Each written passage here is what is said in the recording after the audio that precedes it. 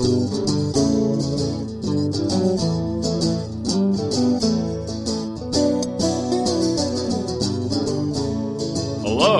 and welcome to Vacation Station, hosted by Lisa and Nancy, editors of BigBlendMagazines.com.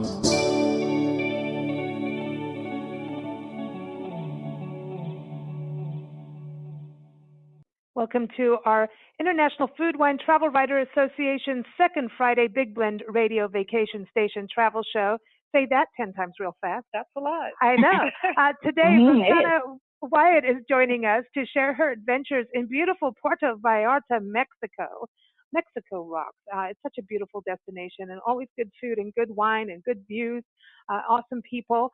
So we're excited to hear all about it because Puerto Vallarta is celebrating 100 years being in a municipality. So she's going to tell us about that and also about her writing. Rossana is a gluten-free lifestyle and travel writer specializing in family and solo travel. And she also specializes in specialty diets when you're traveling, whether it's internationally or locally. You can read her stories on her website. It's lifeisfulofadventures.com and connect to her social media from there. I see her on Twitter all the time and at being gluten-free. So I know that's got to be hard when you travel to get gluten-free gluten-free meals. But she is also a board member of the International Food, Wine, Travel Writers Association and helps coordinate media trips internationally. You can go to their website, ifwtwa.org, a great organization if you're a writer, a photographer, also if you are in the media, and also if you are a destination. It's a good connection for everybody. So it's ifwtwa.org. And Rossana's story on Puerto Vallarta is featured in the winter holiday issue of Big Blend Radio and TV magazine, which comes out November 1st. And you can read her story right now. Actually, just go to blendradioandtv.com. Welcome, Rossana. How are you? Hi, thank you very much. What a great introduction. It's wonderful to be here. Yay, we're excited. Yes, me too. Yeah. So now you're based in Canada, right? I am. I'm based just 2 hours west of Toronto. We have it always seems like, up north, but, it does get cold in winter, but we have a beautiful summer and great places to explore around here as well. So, yeah. And so and I love traveling. I love that your story is going to be in the November-December issue because I think that's when everyone in Canada is going, we need sunshine, let's go to the beach. Yes, definitely. Actually, we seem to be, well, maybe just because I feel it, I seem to think that the winters seem to be longer here than they used to be, but that could just be my imagination. Well, I'll tell you what, we're based here in Tucson, Arizona, and I'm sorry, but the summers are getting longer. You want to trade places? Yeah, let's do that for a week or so. But Puerto Vallarta, now this is, you've been there a number of times, right, over the years? I have. I've been lucky enough to work with the PR agency and the board several times. It truly is my happy place. I say this to everybody. I do go there often, but it is. It's the whole area, the mountains and the water and just the vibe of the people, the food, everything. It is my happy place. I feel so grounded when I'm there and I just feel relaxed. Can't really explain it any better. We all need a little relaxation. And so I know that Condé Nast called it the friendliest city back in 2001. Yeah. Is it a friendly place? It is extremely friendly. The locals most of them actually do. There are quite a few that speak English, so they always try to speak English to you and they're so helpful. The people are lovely. They smile. I just love, walking wherever we are. I never feel unsafe there. That's the one thing that people always ask. Do you feel safe? And I do feel incredibly safe no matter where I'm walking. Not just in the tourist areas, because I do go off and walk on my own. I do that a lot. And like I said, I never feel unsafe. That is great cool. to hear. Yeah. I know a lot of people get nervous when you talk about Mexico, and it's like, we live on the border, and things happen, but things happen everywhere around the world. And it's just keep your eyes open. And I think when destinations are working towards being a destination, a popular destination, that the friendliness does come out. And I've always found, we lived in Mexico for a while, and the people are just so friendly. They just really are. And this Mexico is known for its food. I mean, even America's best chefs come from Mexico. So tell us a little bit about the food. Yeah, because you're gluten-free too, so that but you can have actually tortillas. It makes it easier there. Well, it's so much easier there because honestly, eating gluten-free is basically coming from all natural foods, and that's what the basis of all the cooking is in Mexico. It's all natural, all natural foods. And so when you're having things like the tacos and things like that, most of them are just corn-based, so they are fine for me. There may not be people who have to avoid corn, but they are fine for people who are naturally need gluten-free. The seafood, of course, like the seafood is spectacular there. I crave ceviche, and it's the best I've ever had from there. They have such a wide variety of seafood that you can explore, I guess, because a lot of people don't always, they shy away from different seafoods, and this is the one place that you really should try it. I had actually never tried octopus until I went down to Puerto Vallarta, and now I have it all the time because it was done so well. But that's the beauty of it. They know how to cook food very well so that you enjoy it, because that's the other thing is that, you can try lots of food, but it just depends on how it's prepared. And so they have the Festival Gourmet that's been going on for a number of years. And now with this being a 100-year celebration, is it extended? This is going to be in November, right? This is when the festival happens. Okay. Yes, they have it for yes. They do have it in every year. This is the 24th year, I believe. Wow. And so it's been ongoing. So it runs from I believe November 23rd to December 2nd. And then they have different programs throughout the whole time, and different chefs coming from all over the world who actually take in the local, what it is using what's available locally and creating recipes out of that, because there's so much incredible food available in the area. And just the creativity that comes from, this festival, but also, the restaurants alone in Puerto Vallarta. There are almost 400 restaurants in Puerto Vallarta, and some amazing, and some incredible restaurants. And some of them have such, the chefs there are wonderful, and they create some amazing dishes. So, if you are into food, Puerto Vallarta is definitely a place to go. Especially around November. I want to give everyone the website address. It's festivalgourmet.com/EN for English. And I encourage you to go have a look. And three main chefs are, connected with this. And, like you're saying, bring people out for this, which is, to me, and then thinking about 400 restaurants. That means you could do more. It's like Dublin having 700 bars or something. It's like visit them all. A restaurant a day. Yeah, no, still you wouldn't can't. Be done. You can't, and that's just it. Like there's so many, and there's such a wide variety. There's something for everyone and every palate. So there's, you can't feel left out. I never feel like there isn't enough food for me. I mean, I eat while I'm there all the time, like all day long. There's just so much available, and they're so willing to. Like I said, because of my dietary issues, I've never had any real problem. They are willing to work with you and to make it so that you can eat it. Thierry Wyatt, I'm not probably not saying that properly. He is one of the founders of Festival Gourmet. He owns Café d'Artiste. They, do amazing things, and they are, they will change the recipes around for specific meals so that they can become gluten-free. So they're more than willing to make different changes for you if you have different dietary issues. Yeah, because for many years I was vegan and traveling, and I always try something outside of the scope if I'm not allergic to it or something, that real dietary issue, So like when we were in Louisiana, southern Louisiana, we ate boudin, which is, sausage and It's a Louisiana sausage with rice and all kinds of things in it. And it's good. but when good. when you're traveling, we try to always go outside that and eat what is the specialty is. But sometimes, you go in and say, hey, I'm vegetarian or I'm vegan or, gluten-free. And it's like, if you're gluten-free, here's your carrot. If you're vegetarian, here's your carrot. If you're vegan, here's your carrot. The carrot is the answer to everything. Well, that's what's so nice is that these guys are so creative. It's not just a regular, a carrot. It's a carrot with so much more added to it, and so that you get an incredible meal, an extraordinary creation that's just for you, basically.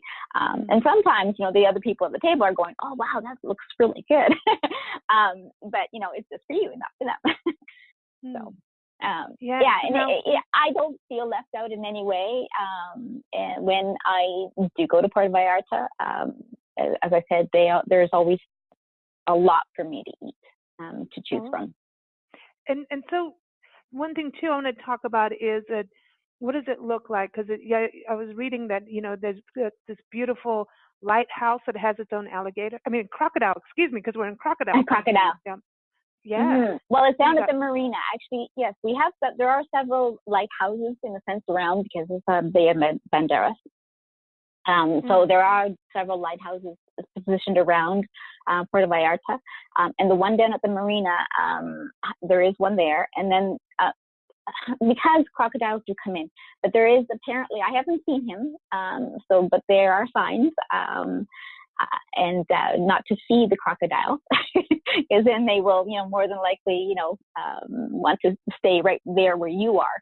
So there is a resident crocodile that's been there for a decade or so, anyways, at least.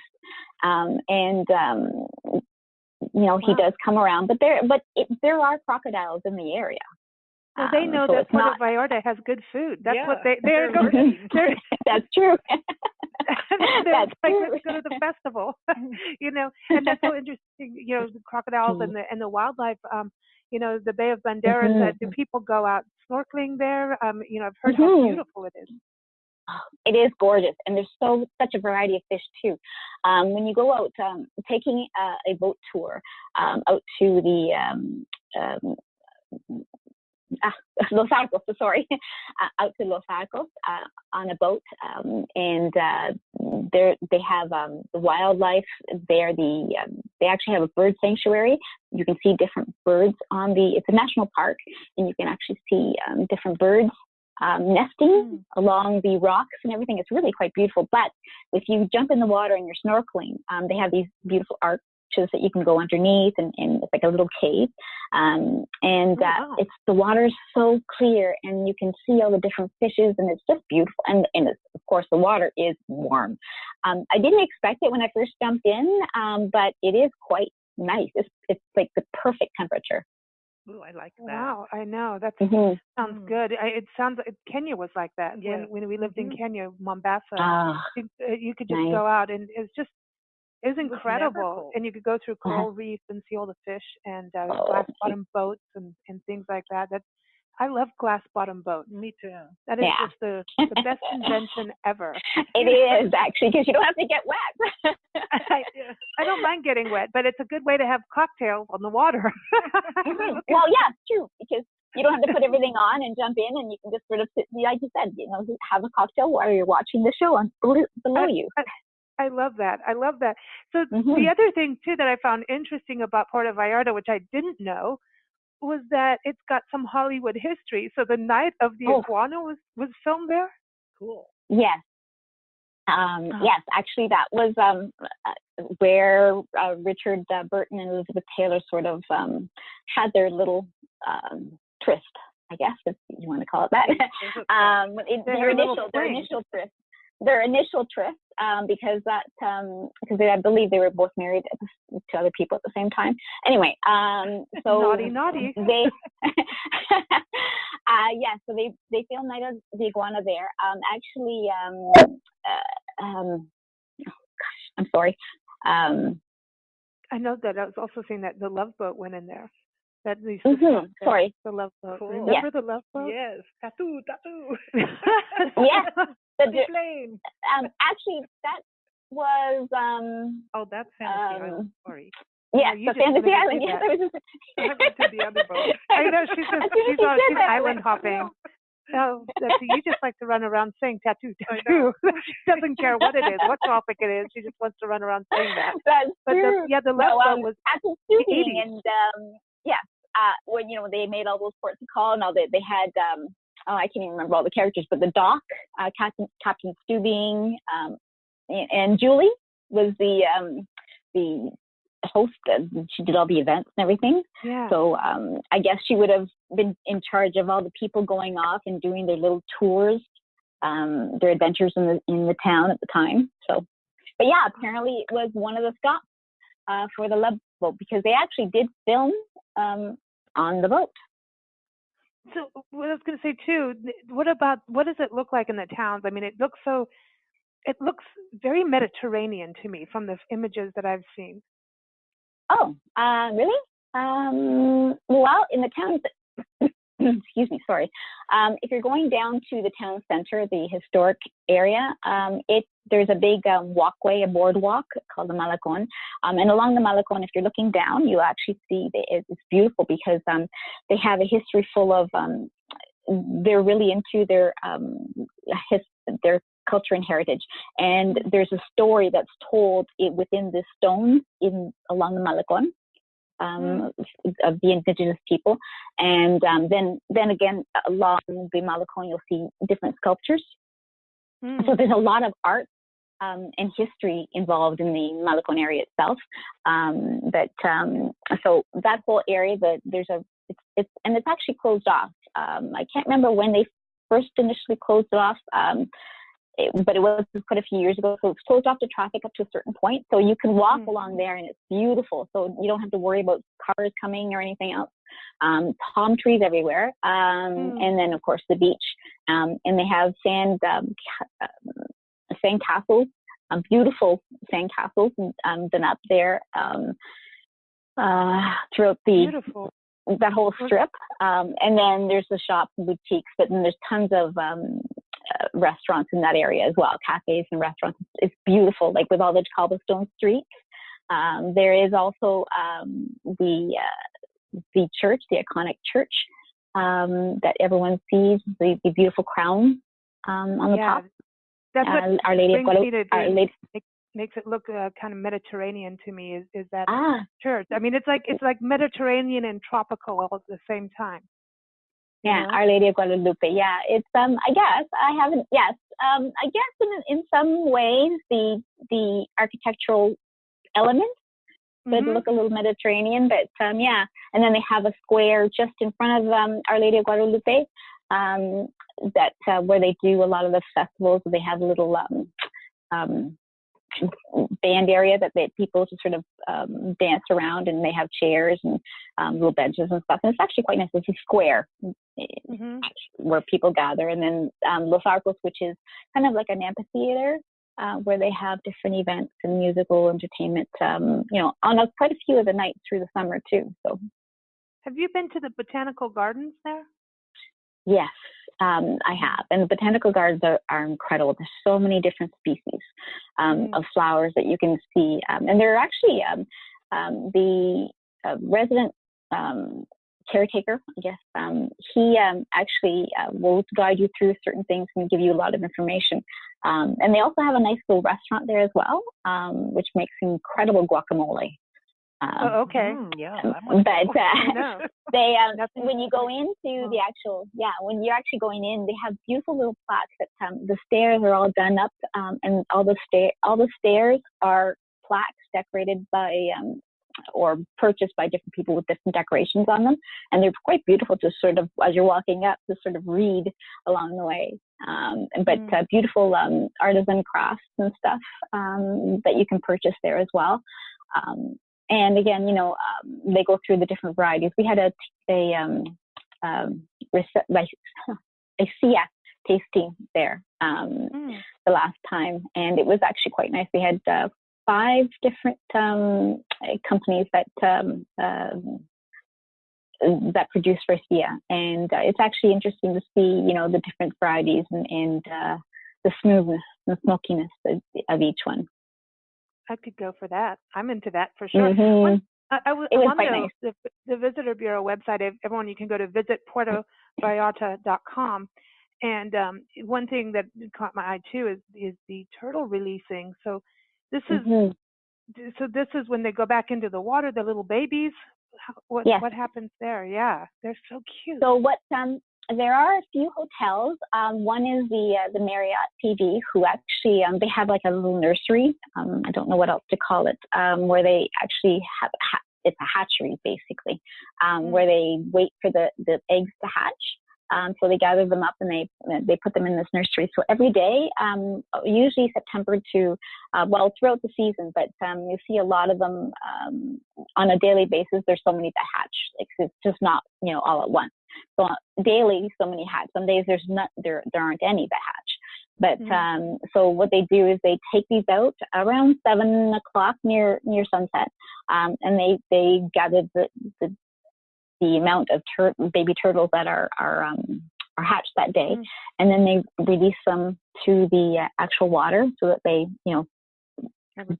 go out into the water and have a chance to swim out. So to get to the water so that they survive.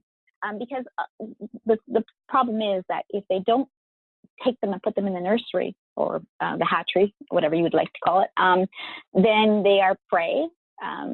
They become prey to many predators. So they don't last. The eggs don't get to hatch. Oh yeah, and so there's like iguanas and everything out there too. Like when you think about the night of the iguana, there's iguanas. I'm having a blast looking at their website too, and so this looks like a destination for a little romance too. I mean, it's a beautiful destination for romance. They tried it out for you. Definitely, and you can even actually go see the beautiful house that Richard Burton built for her, and it was actually Casa Kimberly. And what he did is he had a little bridge built from his house across the street to hers, on the second level, so people wouldn't see them or people wouldn't interfere with them crossing back and forth. Yes, yes, exactly. Oh my gosh, and this is good. This is and juicy. John Houston, who is the director of Night of the Iguana, he actually had a little compound basically there in that island, that area, because you actually, to get to that one specific area where his home was, it's in a little cove. And to get to that little cove, it takes about 20 to 30 minutes by boat. So it is part of Puerto Vallarta, but it's a little further out, but it's absolutely beautiful. And at night, it turns into a beautiful, it's very magical, oh, goodness. It's like a dinner theater where you can go and so basically you can go in and you follow this beautiful little candlelit pathway to the theater itself, and they've just recently changed it, and I believe that they have some Cirque du Soleil. It's very similar to Cirque du Soleil, and then you go and have dinner afterwards. Nice. Nice. Yeah. Puerto Vallarta sounds like such a nice destination to me. I mean, you said it's like your happy place. When it is. So you keep going over there, and is there a specific time of year that you recommend people go, or does it matter? It is always anywhere from September to May, June is actually good. After that, it starts to get quite warm. It's still warm. I mean, it depends on, I'm fine with it, but a lot of people don't like the excessive heat. And that's one thing that, a lot of people have to worry about. But it doesn't rain that often. And when it does, it clears up very quickly. And it's just opens up beautifully for, gorgeous sunset. But like I said, walking along the beach and walking along the Malecon, I love to get out early in the morning and walk along the Malecon before everybody else gets there. And then that way I can take my pictures and stuff that I want. But even at sunset, at 6 o'clock, there's so many things that are happening along the Malecon itself that it's actually fun to go down and just see everything and watch people and people bring their families down, the locals bring their families down. It's just that they walk, and it's such a nice area to just sort of integrate with with the locals as well. And just to get to know, because people will talk to you. Well, at least, I found that. And it's actually kind of nice to sort of, see the different, there are quite a few artisans that set up there as well. See that. And there's some art galleries along the Malecon too, with some of the indigenous artworks that are just beautiful. But it is a beautiful area. The architecture, some people say, people may not appreciate the history of it. I love that. That just adds an extra little charm for me. Yeah. But the history is. I always think it's important to know the history of where you're traveling. Yeah, so you understand the people better through that. What led you to the world of travel writing? Well, I started initially with writing about my diet being gluten-free and how I integrated into my lifestyle because I had to. And travel was just another extension of that because I wanted to travel. And so then it went from a gluten-free lifestyle blog to more of a travel blog because I did more travel and writing than I did write about being gluten-free. So I integrated both of them, but it was more on the travel end than the gluten-free end. And a lot of people are becoming gluten-free just on the health side of it. It's not everybody has celiac disease, right? You have sensitivity. No. Yeah. Yes, and there are different levels of sensitivity. You can be intolerant as well. It's just I think a lot of people have the misconception that, and this is where, in some ways it's helped, in some ways it's hindered. They have the misconception that you can lose weight going gluten-free. Honestly, if you are eating whole all-natural foods, you will lose weight because it's the carbs and the processed foods and things that we have. And a carb is a carb, no matter whether it's gluten-free or regular. Right. So if you're exchanging one carb for another, you're not going to lose weight. So that's what people don't understand. Carb is a carb is a carb is a carb. You're not going to break that down any other way.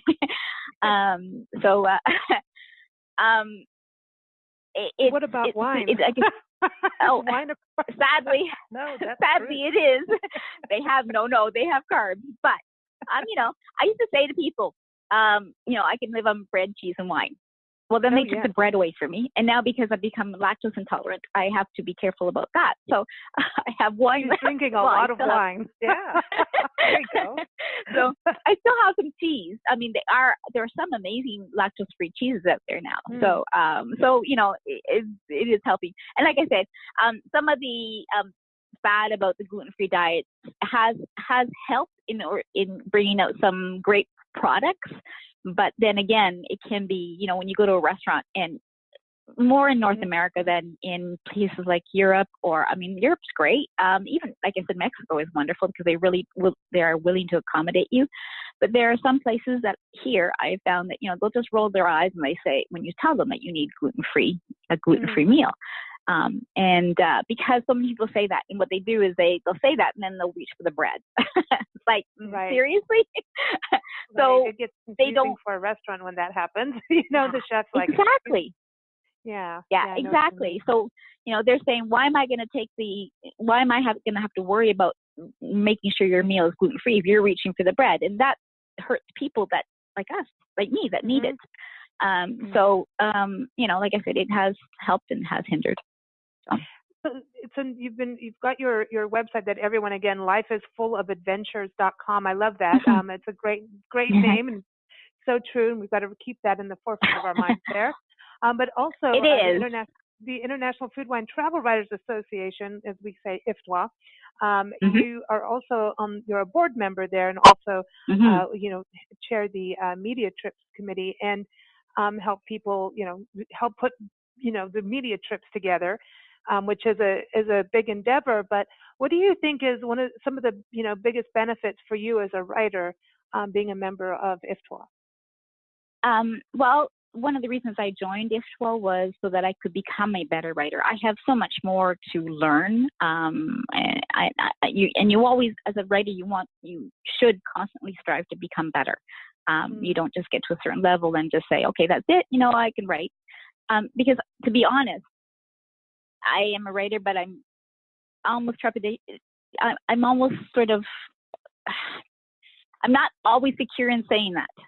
And I don't know if that's, I'm trying to be honest here, because I look at my writing and I don't mind my writing, but is my writing as good as somebody else's writing? And that's where, I guess I just want to get to the point where I look at my writing and say, you know what, my writing is just as good as that person's writing.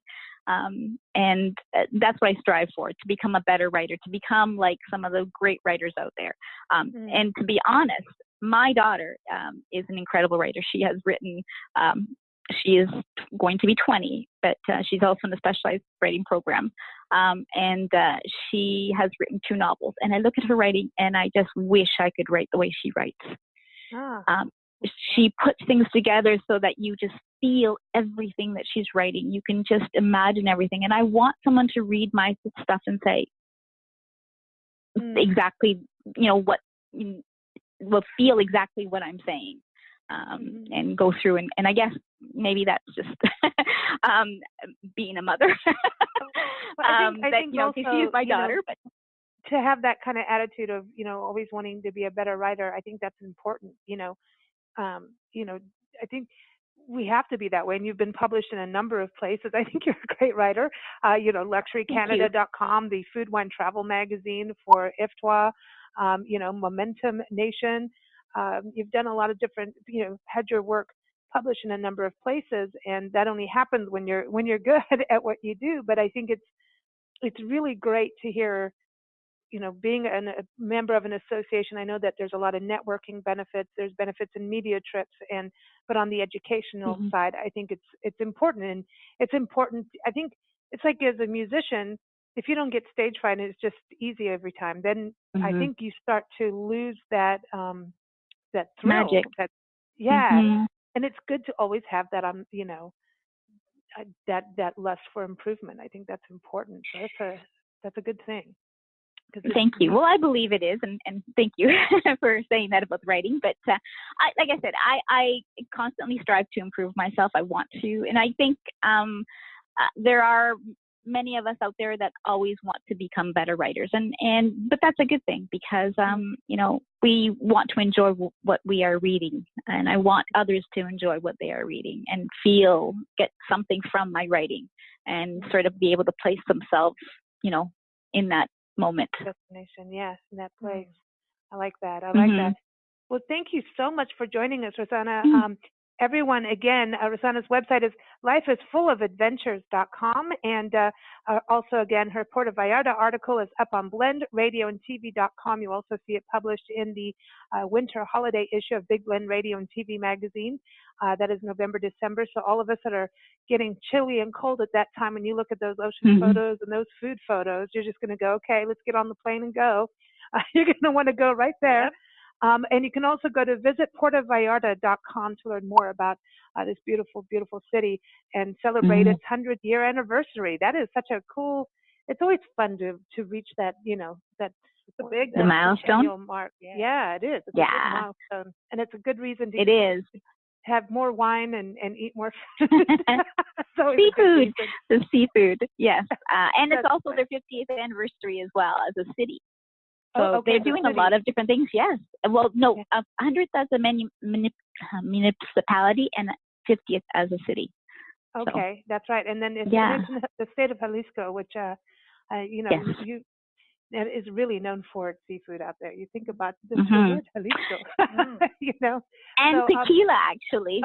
That's right, tequila. There's nothing wrong with tequila.